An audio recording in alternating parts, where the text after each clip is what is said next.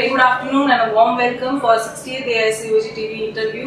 And I am honored to have with me Professor Dr. Sanjay Gupte sir. Sir, thank you very much for coming to our studio and thank you for accepting our invite to be here for this special interview, wherein the objective of this interview is to reach out to the doctors who have not been able to attend this conference and they get some key important messages from the faculties like you. Sir hardly needs any introduction. He has been a past president of FOXI in 2010. Currently he is a director at Gupte Hospital and in Pune, and he is an ex-associate honorary professor from BJ Medical College in Pune.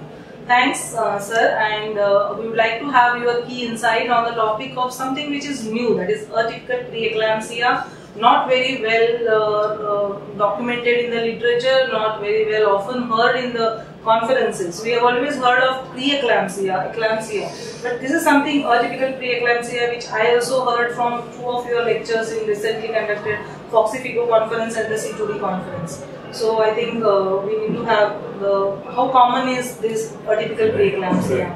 See, it's very important to realize that even in developed countries now, the morbidity and mortality because of preeclampsia is increasing.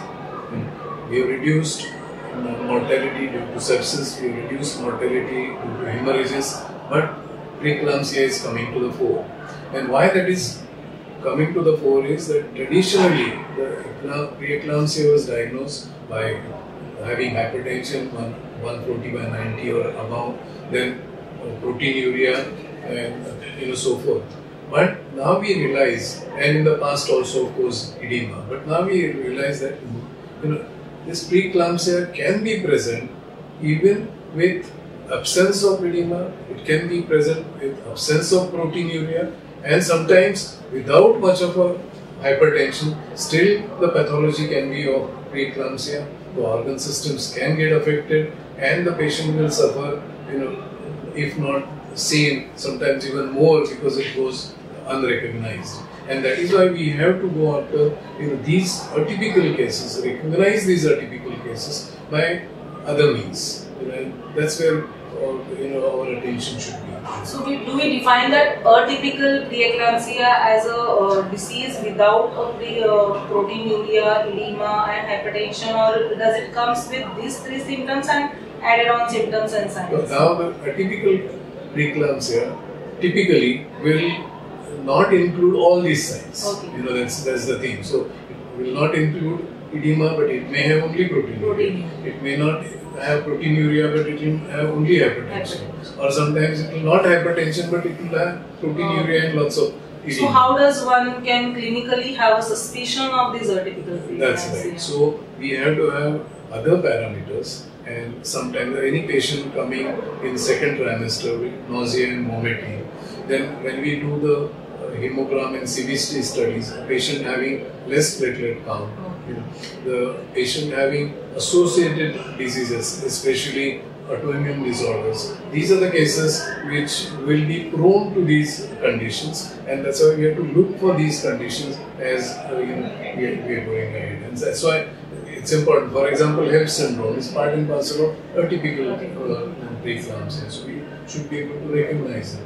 Right. I mean, the first trimester, nausea vomiting should be restricted only to the first trimester. If it is coming in the second or the third trimester, one should get that alarming sign that it could be falling into atypical preeclampsia. Sir, how do we diagnose once we have diagnosed, how do we treat it, the atypical preeclampsia? Fortunately, the treatment more or less remains the same. Having said that, we know that preeclampsia treatment so far is actually symptomatic treatment. Even in typical preeclampsia, we treat the hypertension, try to reduce it, but that's symptomatic. We are not doing away with the basic pathophysiology of preeclampsia. So here also we have to carefully watch the patient, see that the parameters are not worsening, see that her platelet count is not reducing, see that she is not going into a DIC kind of situation, see that the baby is getting good placental blood supply, and then monitor closely and intervene if the mother or fetus is at risk. Right time intervention is the most important. So the regular monitoring of blood pressure, urine routine microscopy and a simple CBC should help gynecologists to identify particular preeclampsia? Especially in that, the platelet count, the ATH, these are the parameters which are very important, and going ahead, coagulation profile sometimes will be needed in these particular. Liver function test will be needed. So any other new emerging marker or a blood test is coming up? Good, very good question that you asked, because there are markers now which are anti-angiogenic and anti-angiogenic factors, and especially the split VEGF ratio which is coming in will give us a guidance. Even though all other parameters may be negative, this ratio, if it is above 80, then that will tell us that no, this patient is likely to develop preeclampsia in near future, and it can be a severe preeclampsia. So these are the new parameters that we should be looking at, and these will be important investigations in the future. So again, in this case, can we have a one-liner take-home message for the treatment or diagnosis of the atypical preeclampsia? Right. Now, the atypical preeclampsia comes at a time when you least expect it. So it can be in early pregnancy or it can be postpartum. And the postpartum again is something that is missed, because by that time the patient is going home and she may collapse at home and come back to you in a dire situation. So watch for these patients, especially watch for a blood pressure on third or fourth day before you discharge the patient from the hospital, and you may catch the patients. Another important investigations which helps us here is what is called SpO2, the oxygen saturation.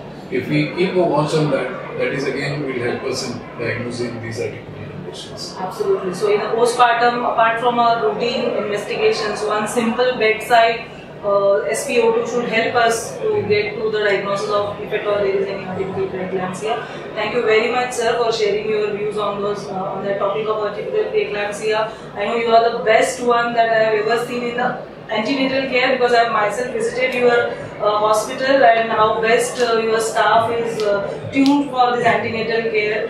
Thank you very much, and wish you all the best, sir. Thank you.